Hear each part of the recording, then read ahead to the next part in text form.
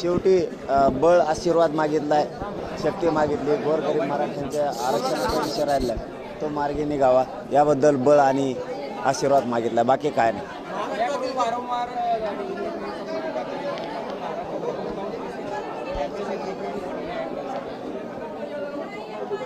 मग मी काय करू आता?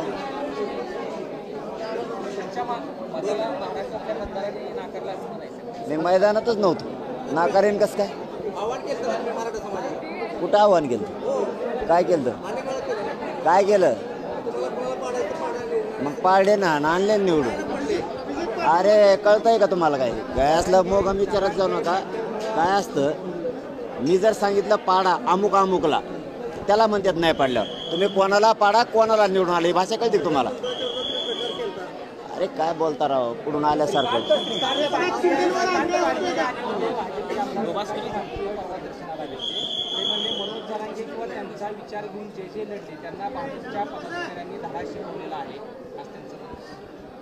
आता वेळ निघून गेल्यावर कोणी काय म्हणायचं ज्याचा त्याचा विषय असतो. पण मैदानात मी आणि माझा मराठा समाज नव्हतो. जर मी आणि मराठा समाज मैदानात असतो आणि आमचं जर समीकरण जुळलं असतं तर सोपडा सापच केला असता. मी लोकसभेला पण तेच सांगितलं, तुम्हाला ज्याला पाडा त्याला पाडा, ज्याला निवडून आणा त्याला आणा. विधानसभेला पण तेच सांगितलं. मी माझ्या बोलण्यापासून लांब कधी जात नाही आणि मी समाज विकू शकत नाही, कोणाच्या दावणीला बांधू शकत नाही.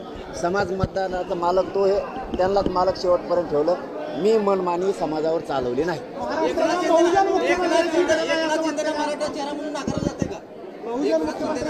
असले प्रश्न ना असं उत्तर मी नाही देणार ना, ते त्यांचा प्रश्न आहे, त्यांचा राजकारणाचा प्रश्न आहे. मी कसं बोलणार? मी आरक्षण घेणार पण ओबीसीतूनच घ्या, कोणी पण बसू दे.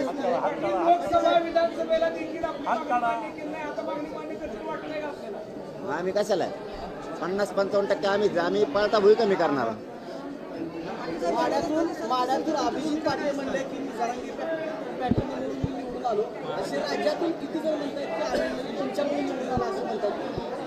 आता एखादा जर म्हणला तसं किंवा अनेक जण जर तसं म्हणले तर मी छाती बडवायची गरज नाही, कारण मैदानातच मी नाही. मग पडणाऱ्याबद्दल काय उत्तर द्यायचं आणि निवडून आल्याबद्दल काय उत्तर द्यायचं? त्यापेक्षा मी मैदानात नाही, माझा समाज सुद्धा.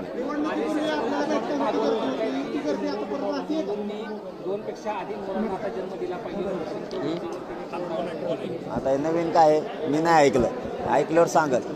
निवडणुकीपूर्वी आपल्याला भेटण्यासाठी राज्यातले सगळे उमेदवार येत होते, तशी गर्दी आता कुठेतरी येत नाही. उमेदवारांना कुठे विसर पडला का समाजाचं काय? तुम्ही अंतरवाली दे एखाद दिवशी, तुम्हाला दाखवतो. 30-32 जण गेलेत येऊन आतापर्यंत निवडून आलेले. बहुजन मुख्यमंत्री सरकार स्थापन झाल्यावर आणखीन येते. बहुजन मुख्यमंत्री महाराष्ट्रात मिळावा अशी एक चर्चा आहे. कोणी मिळू दे, गोरगरीब शेतकऱ्यांचं, गोरगरीब जनतेचं काम करा. नसता मुंडक्यावर बसते असती जनता. कोणी पण मिळू दे, कोणचं सुख नाही. बहुजनाला, हिंदुवादी आला, पुरोगामी विचाराचा आला, कोणचा आला तरी 75 वर्षात आम्हाला गोरगरिबाला कधी सुख मिळालं नाही. हो, सामूहिक आमरण उपोषण अंतरवालीत होणार बहुतेक. तर अशी शक्यता आहे की मुंबई सुद्धा होऊ शकते. देवेंद्र फडणवीस जर मुख्यमंत्री झाले तर त्याचं स्वागत करणार.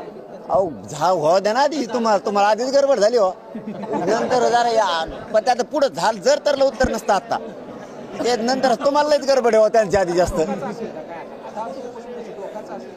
आमरण आणि सामूहिक अंतरवालीत असणार 100%. मुंबई जाम करण्याचं काही नियोजन आहे का?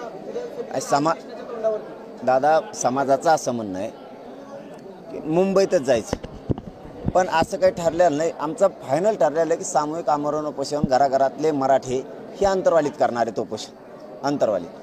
परंतु बहुतेक असं होऊ शकतं की मुंबईसुद्धा आमरण उपोषण होऊ शकतं, पण तिथं सामूहिक करता येणार नाही. पण आता मराठीची लई इच्छा आहे, पण यांचं सरकार स्थापन झाल्याच्या नंतर ठरवू, समाजाची बैठक बोलून मुंबईत करायचं का अंतरवालीत करायचं. मुंबईसुद्धा होऊ शकतं. चलो, धन्यवाद.